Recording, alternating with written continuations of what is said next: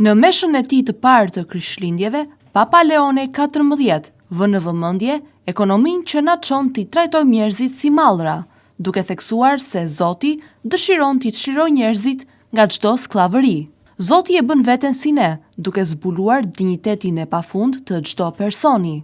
Ndërsa njeriu dëshiron të bëhet Zot për të dominuar të afërmin e tij, Zoti dëshiron të bëhet njeri për të na çliruar nga çdo skllavëri. A do të jetë mjaftueshme kjo dashuri? Pyetja retorike e Papës, për të ndryshuar historinë tonë? Krishtlindja e Zotit është krishtlindje e paqes.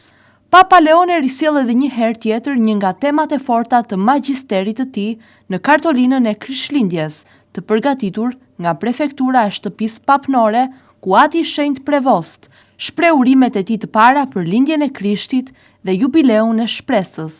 Fjala e zgjedhur është marrë nga predikimi 26 i Papës së parë që mban emrin e tij, Shën Leoni i Madh. Imazhi i kopertinës është një mozaik i realizuar nga artisti italian Alberto Salieti për apartamentin papnor në vitin 1995. Një paqe pa armë dhe çarmatosëse që ai e kishte kërkuar në lutje ditën kur u shfaq nga balkoni i bekimeve të Bazilikës së Vatikanit, sapo ishte zgjedhur si pasardhës i Pjetrit.